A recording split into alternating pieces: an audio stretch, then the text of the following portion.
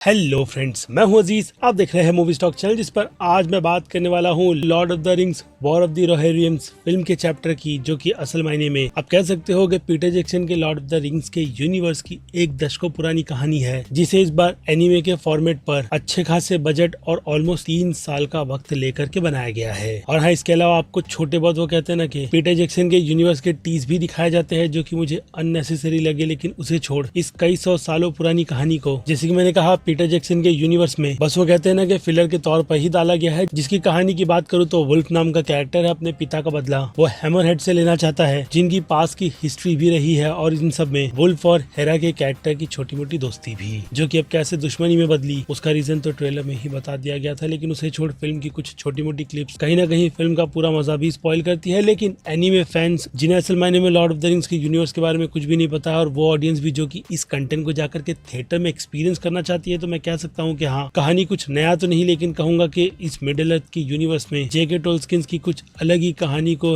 हेरा के कैरेक्टर, जिसे नॉवेल में बिल्कुल भी मेंशन नहीं किया गया, यहाँ पर जबरदस्ती का डालकर एक फीमेल लीड वाली स्टोरी बनाती है। लेकिन अगर कंटेंट में बहुत ज्यादा दम हो और 2 घंटे 14 मिनट के आसपास की कहानी आपको थिएटर में बैठाने में कामयाब हो जाए, जो कि ये फिल्म करती भी है या नहीं, वो भी अपने एनिमेशन स्टाइल के साथ, जिसका अच्छा खासा बस भी बना था, तो फिर उन सब पर तो बात करना बनता ही है। लेकिन हाँ, बिल्कुल स्पॉइलर फ्री जिन सबसे पहले बनेगी अब मेरी छोटी मोटी सी रिक्वेस्ट, जो की है इस चैनल को सब्सक्राइब, वीडियो को लाइक और शेयर करने की तो कर लो।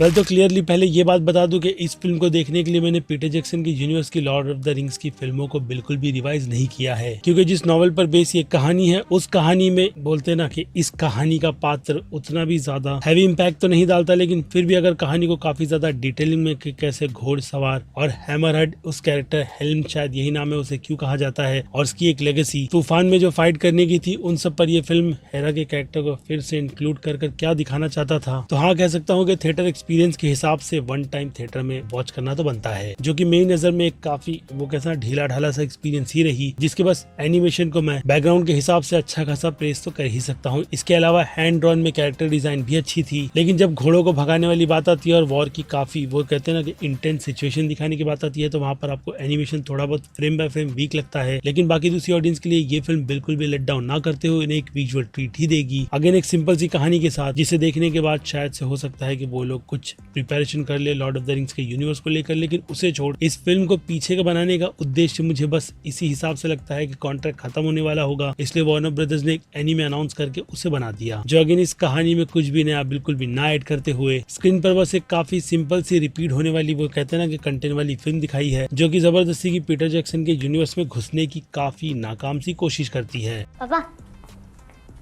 can you guess the song? इस लल्लू लाल पे तो बिना मतलब ही पैसे वेस्ट कर रहे हैं। तो बेटा, बांसुरी वादक, कल से म्यूजिक क्लासेस बंद। हमने पैदा नहीं किया तुम्हें,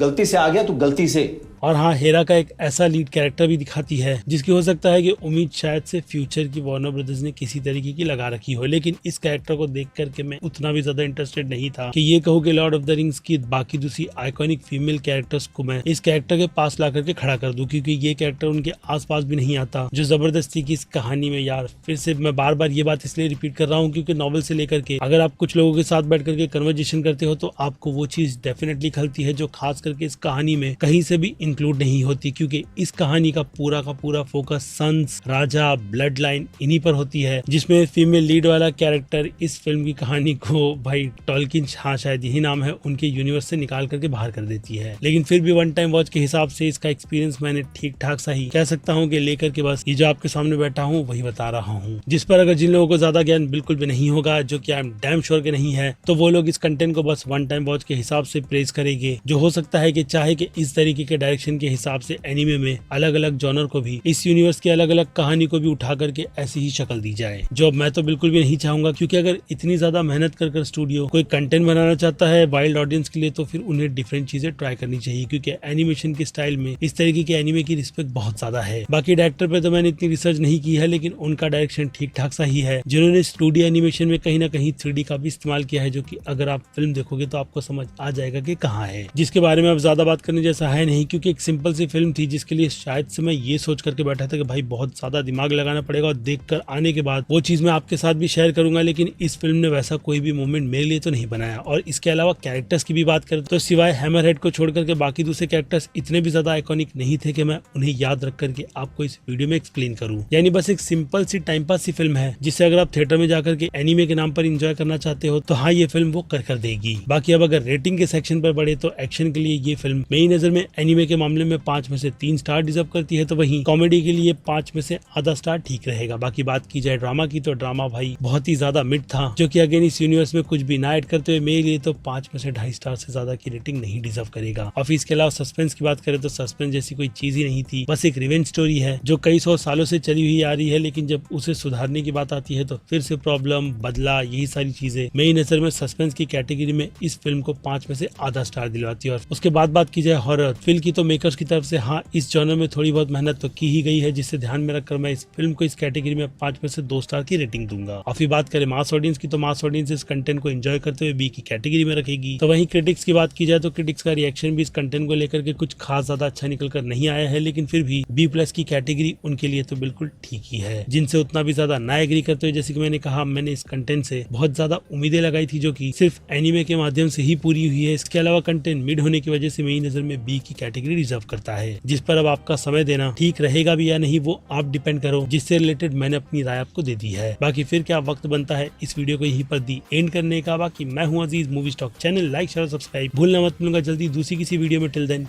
bye.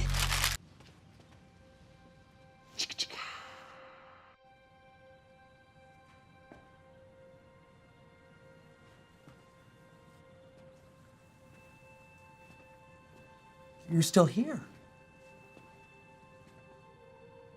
It's over. Go home.